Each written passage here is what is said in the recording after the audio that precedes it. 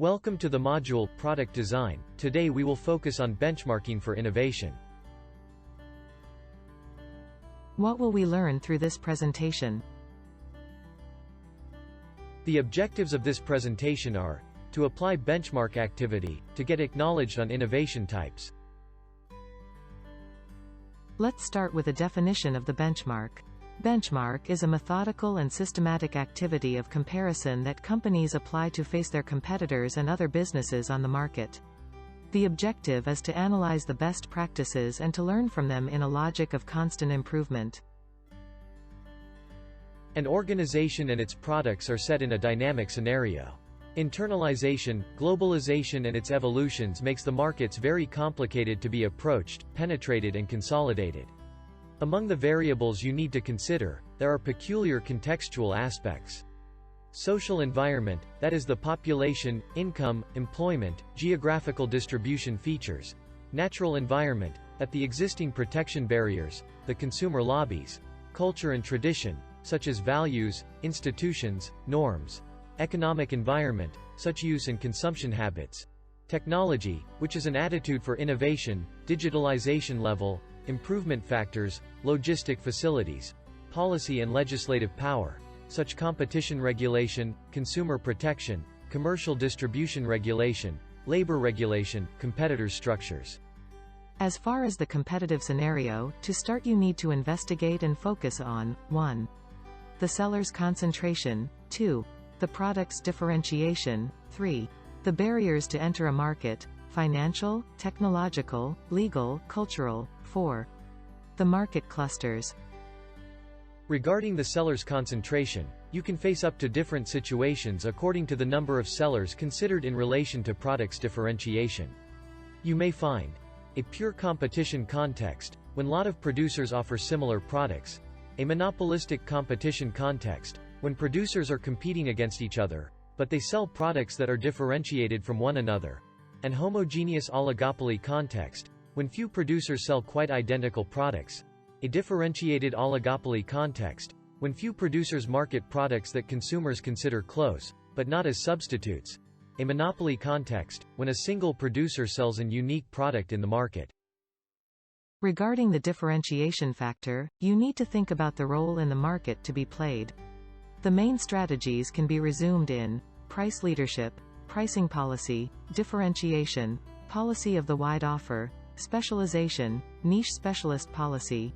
You can position in an attractive sector, but considering the risk that the level of competition will increase and that the sector could reduce its attractiveness. You need to think how to create a competitive advantage. In the competitive economic arena, you need to compete efficiently with your business rivals. The competitive advantage you need to aim refers to the factors allowing you to generate more sales or superior margins than your competitors do. These factors includes cost structure, branding and intellectual property, the quality of product, the distribution network, customer service. According to the generic strategies by the economist Michael Porter, a business can get a competitive advantage according to the scopes with 3 different strategies related to cost and differentiation policies.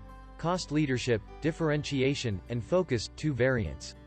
1. Cost leadership strategy.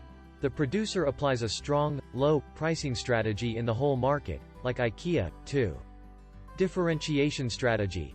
The producer markets products with significant differential elements, functional attributes and symbolic, for which consumers willing to pay premium price, like Apple. 3. Cost focus strategy. The producer markets high-efficiency product with low costs for a limited number of market segments, like Alpi Eagles. 4. Differentiation focus strategy. The producers get specialized in a limited market segment with the better response for specific needs, like Club Med. To clear up the competitive arena for your products, you can consider the 5 competitive forces model by M. Porter, 1982. This model, enlarge the competition concept, refers to competitors acting in a specific economic environment and threatening your incomes, is a helpful tool for evaluating your competitive position and for monitoring competitors. The actors are direct competitors. They offer the same products type in the same market. High concurrence is determined when products are differentiated and are offered at similar prices. Other important factors to be considered are the concentration, the loss barriers. Suppliers. They supplied the materials to build the products. The related factors to be considered are their concentration, the competitor's dimensions, the product's specialization level. Customers or clients. They purchase the products. Their behavior can be determined by the competitor's concentration, the product's specialization level, the substitute of products, the price policies. Potential new entrants. The competitors that enter a market with high capital and sectorial specialization. Their brand reputation and their negotiating power can be considered as threats. Substitutive products sellers. They offer different products that satisfy in a different way the customer's needs. They can force the market with a good value for money strategy, mainly face up complex products. Two further competitive forces can be integrated to Porter's original model: complementary goods producers, government, regulators, state. In a competitive arena, we can also think about a paradox, the alliance between competitors. It is called co-opetition, and according to the definition by Bengtson and Koch, it refers to the relationship between two organizations that decide to cooperate in developing some products or activities, while remaining competitors. Here is the complexity of the competitive scenario from the point of view of the economist Michael Porter. The 5 competitive forces that shape strategy. Interview with Michael Porter from the Harvard Business Review archive. Porter conceived also a formula to measure the competitive advantage. The profitability starts increasing when the costs to create a product are lower than its selling price and when the value perceived by the customers at least equals the selling price. This argument leads to making few and quick considerations on prices policy. Prices policies are conceived between business and political economy and revolve around costs, demand, competition level. Prices policy depends on the objectives of the organization. 1. Profitability. The invested capital must be profitable, margin calculated on the invested capital. 2. Stability. The production stabilizes with a continued presence in the market. 3. Target quota. Prices are calculated to enter or to maintain market share. 4. Defense. Prices are set to stem the expansion of competition. The main price calculation methods. 1. Fixed cost margin, cost plus. The fixed margin is recharged on the product cost. 2. Variable cost margin. The variable margin is recharged on the product cost. This can happen while dealing with non-standardized products. 3. Price set for quantitative objectives. Prices are based on market trends, competition, demand, new products. This is a limited use method susceptible to changes over time.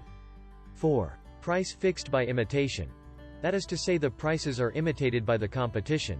This can happen in oligopoly regime or little knowledge of costs. Further, you can also adopt different price strategies according to the product's nature. Substitute products. Prices must be fixed taking into account that the increase in sales of a product can reduce the sales of a product of the same line, i.e. choice of a tourism package at the same price as another. Complementary products. Compensatory prices are applied on a unique product sale, like bike tour plus wine tasting.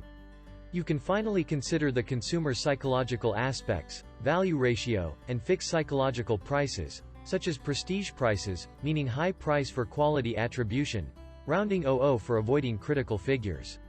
Anyway, creating value does not mean simply fixing prices for generating financial income and assets. You can think differently about the way your business can be empowered through the idea of the shared value. Share valued means to be profitable while dealing with sustainability challenges. It resides throughout the product's value chain, but it widens up to social and environmental context. Shared valued is a new way to explore potential paths for growing, and it is a fertile ground to build up innovative projects by cooperating in a win-win perspective. Listen to the Michael Porter's words. What does it mean making innovation? There are 2 main terms of innovation. Radical innovation. It represents a break with existing products or processes and can give birth to new business and market segments. Incremental innovation.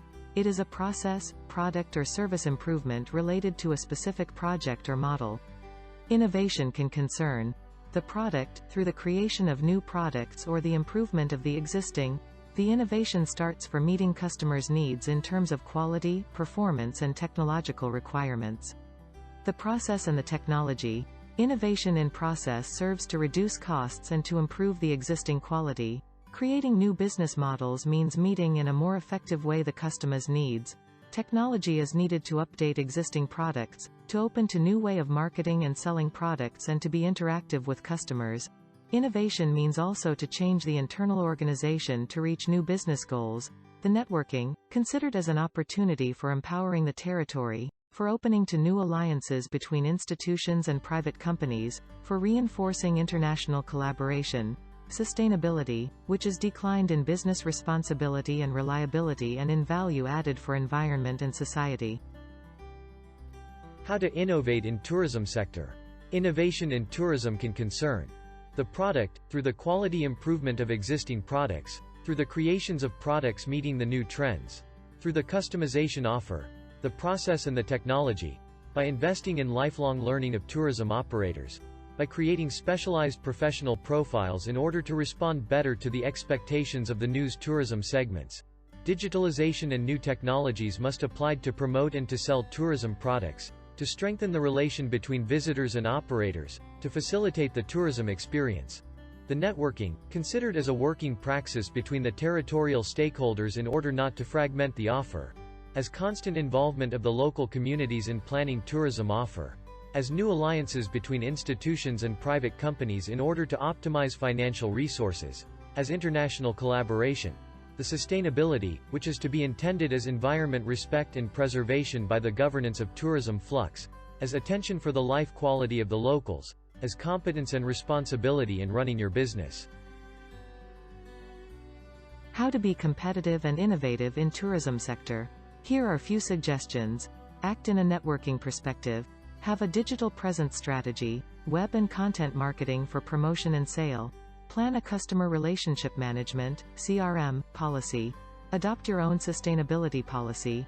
Get specialized in specific segments, clusters. Tourism is a very competitive film whose stage is the entire world, through internationalization, globalization, geolocalization phenomena, the new technologies and the very last events generated. The most interesting trends is the offer differentiation and the meta-markets expansion, generating a wide range of tourism niches and segments, clusters, such as wine tourism, slow tourism, couchsurfing, staycation. Finally, you need to work on your product's offer and on the tourism segments within your territory and your business model. Thank you for your attention.